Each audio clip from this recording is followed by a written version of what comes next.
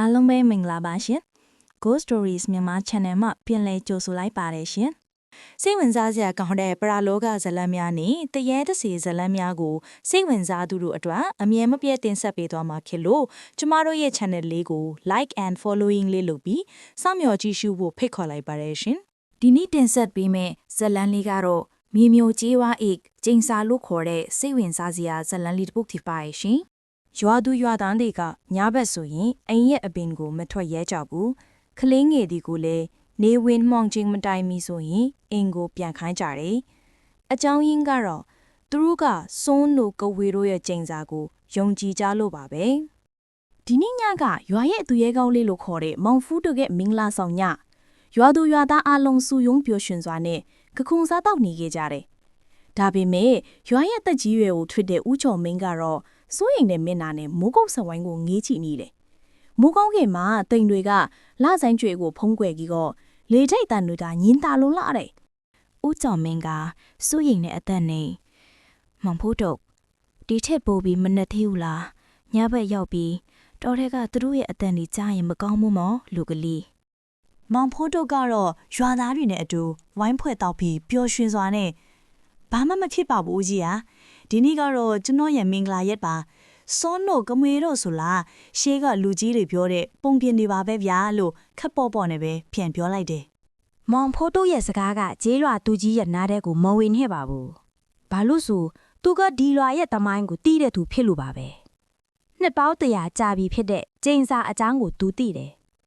ရွာရဲ့ရှေးဖိုးဘေးတူကရွာရဲ့အနီးနားမှာရှိတဲ့တောအုပ်ထဲကဂဝေးအဖွက်တစ်ဖွက်ရဲ့ထုံးတန်းအစင်လာကိုချက်စီးခဲ့တယ်ဒါနဲ့ပဲအဲ့ဒီအဖွဲရဲ့ခေါင်းဆောင်ထက်တဲ့ဂဝေဘယင်မကြီးကရွာကိုကျင်းစားတိုက်ခဲ့တော့တာပါပဲမင်းတို့ရဲ့မျိုးဆက်တိုင်းအတူတူညီညီအချီအေးမှာကန်ဆိုးကြရမယ်ညဖက်တိုင်းငါရဲ့ဆုံးတစ်ဖွင့်ဝင်တွေရဲ့အတန်တွေကြားရတော့မယ်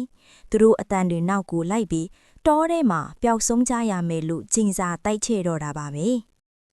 တဖြည်းဖြည်းနဲ့ညစ်နက်လူတန်းကောင်ရုပ်တဲ့အချိန်မှာတော့မင်္ဂလာဆောင်ဝဲပြီးဆုံးသွားခဲ့ပါပြီလေသိက်တန်နေပြင်းလာခဲ့တယ်အဝေးကကြွက်ကလေးတွေအော်နေသလိုအတန်တွေကြားနေခဲ့တယ်လူများကအိမ်ကိုပြန်သွားခဲ့ကြတယ်ဒါပေမဲ့မောင်ဖို့တို့ရဲ့အတိဆက်ဆက်ဇနီးမယားဖြစ်တဲ့မမြင့်မြပျောက်ဆုံးနေတာကိုတတိထားမိသွားကြတယ်အဲ့ဒါနဲ့ပဲကြေးရွာသူရွာသားအားလုံးကိုစုယုံကရှာခွေကြတော့တာပဲ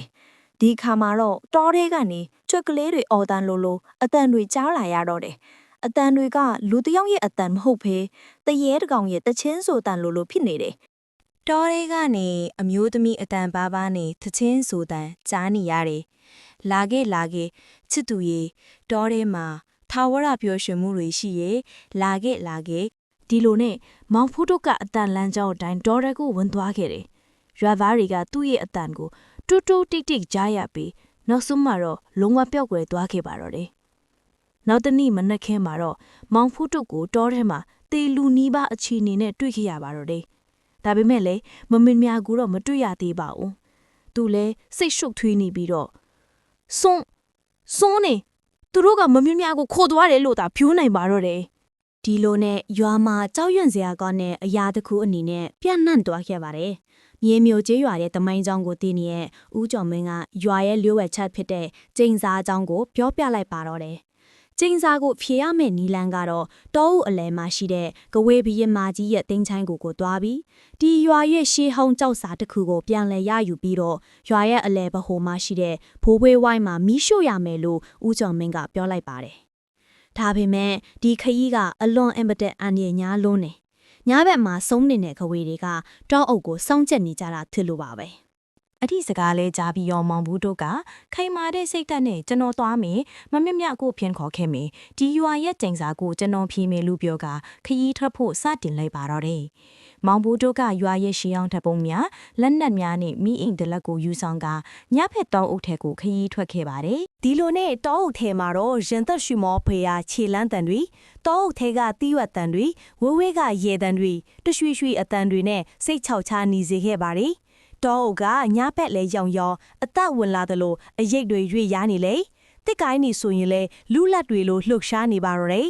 ရုတ်တရက်အဖြူရောင်အဝတ်စားတွေဝတ်ဆင်ထားတဲ့အမျိုးသမီးတွေသူတို့ရဲ့မျက်နာတွေကဖြူဖက်ဖြူအောင်ဖွင့်နေတယ်မျက်နှာကြီးဆိုရင်လဲအနက်ရောင်ချင်းကြီးတွေလိုဟောင်းနေခဲ့ပါတယ်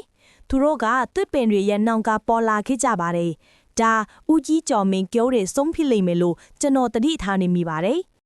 ဆုံးမတွေကတချင်းတွေအတူတူတီဆိုနေခဲ့ကြပါတယ်လာခဲ့ငါတို့နေ့အတူကားခုန်ကြစို့ငါတို့နေ့အတူထာဝရနေကြစို့ဒီချိန်မှာမောင်ဖိုးတို့ကမျက်စိမိတ်ကရွာရဲ့ရှေးဟောင်းတပ်ပုံကိုစုပ်ကိုက်ထားခဲ့ပါတယ်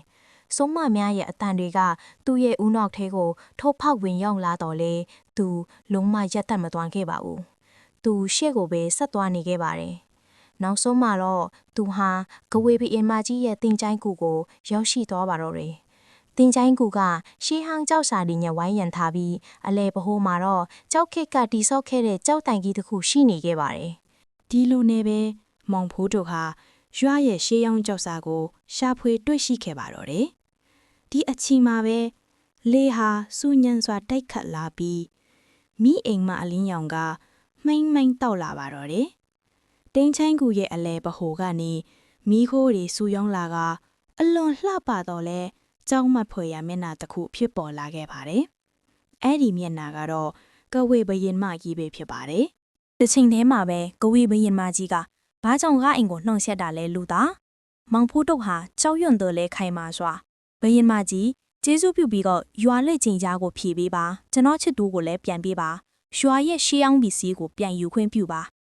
ကဝေဘရင်မကြီးကငါထုံတန်းကိုဖျက်ဆီးခဲ့တဲ့နင်တို့မင်းမျိုးကြီးရွာရဲ့မျိုးဆက်တစ်ခုလုံးကိုငါမုန်းတယ်ဒါပေမဲ့မင်းရဲ့တတိနဲ့တစ္ဆာဆောင်တိမှုကိုငါမြင်ရလေကောင်းပြီနင်တို့မင်းမျိုးရွာရဲ့ကြောက်စာကိုယူသွားဒါပေမဲ့တခုတော့တတိထားအကယ်၍မင်းရဲ့ရွာကိုပြန်ရောက်လို့အဲ့ဒါကိုမီးမရွှတ်နိုင်ခဲ့ဘူးဆိုရင်မင်းရဲ့ချစ်သူကထာဝရငါရဲ့ကြီးကျွမ်းထိလိမ့်မယ်မင်းတို့မြေမျိုးကြီးရွာလည်းပျက်စီးသွားရလိမ့်မယ်လို့ကဝေဘီရင်မကြီးကပြောလိုက်ပါတယ်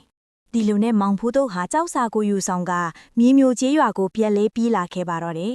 စုံမတွေကသူ့ရဲ့နောက်ကနေလိုက်လာကြတယ်။သူတို့ရဲ့လက်သေးရှည်တွေကသူ့ရဲ့အနာကနေဖက်တန်းသွားတယ်။သူတို့ရဲ့ရဲတံတွေကသူ့ရဲ့နားစီကိုထိုးဖောက်လာတဲ့အထိစူးရှာပြင်းထန်လွန်တယ်။မြေမျိုးကြီးရွာရဲ့အဆက်ကိုရောက်ရှိလာတဲ့အခါမှာတော့ရွာရဲ့ဘိုးဘေးဝိုင်းမှာကြီးရွာသူကြီးရွာသားအလုံးစူယုံဆောင်ဆိုင်နေခဲ့ကြပါတော့တယ်။ဒီလိုနဲ့ပဲမောင်ဖိုးတို့ဟာကြောက်စာကိုယူဆောင်လာပြီးမိဘုံတွေကိုပြစ်ချလိုက်ပါတော့တယ်။မိတောင်မီလီယံတွေကမြင့်တက်လာခဲ့ပါတယ်။ကြောက်စာဟာမီးပုံတွေမှာหนีရဲလာပါတော့တယ်။မီးမျိုးကြီးဝအနီးတစ်ဝိုက်မှာရှိတဲ့စုံမတွေက